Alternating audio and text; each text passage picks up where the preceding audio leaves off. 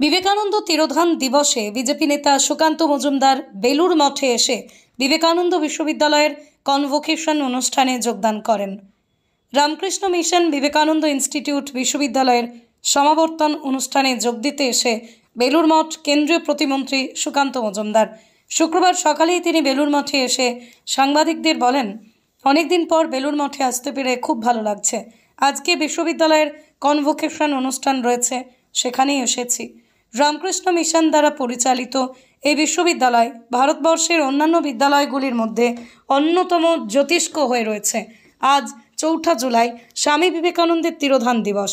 এরকম একটা মহান দিনে এখানে আসতে পেরে নিজেকে ধন্য মনে করছি। খুব ভালো লাগছে এবং আজকে এখানে বিশ্ববিদ্যালয়ের কনভোকেশন আছে রামকৃষ্ণ মিশন এবং বিবেকানন্দ ইনস্টিটিউট তার তো স্বাভাবিকভাবে সেই কনভোকেশনে অংশগ্রহণ করব এবং এই বিশ্ববিদ্যালয় যা এই রামকৃষ্ণ মিশন এবং মঠ দ্বারা পরিচালিত তা বর্তমানে ভারতবর্ষের শিক্ষা ব্যবস্থার অন্যতম একটি উজ্জ্বল স্তম্ভ ও উজ্জ্বল একটি জ্যোতিষ্ক রূপে উঠে আসছে ধীরে ধীরে।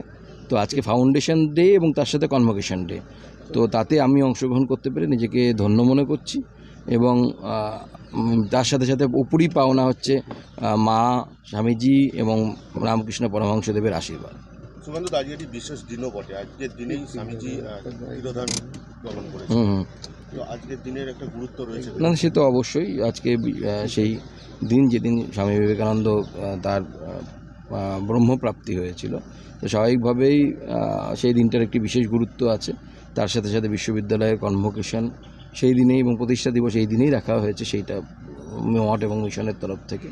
তো সেই বিশেষ দিনে এই মন্দিরে আসা মানে একটা বিশেষ সান্নিধ্য লাভ, বিশেষ আশীর্বাদ লাভ। তো আমার বিশ্বাস এর ফলে আমাদের সকলের মঙ্গল হবে।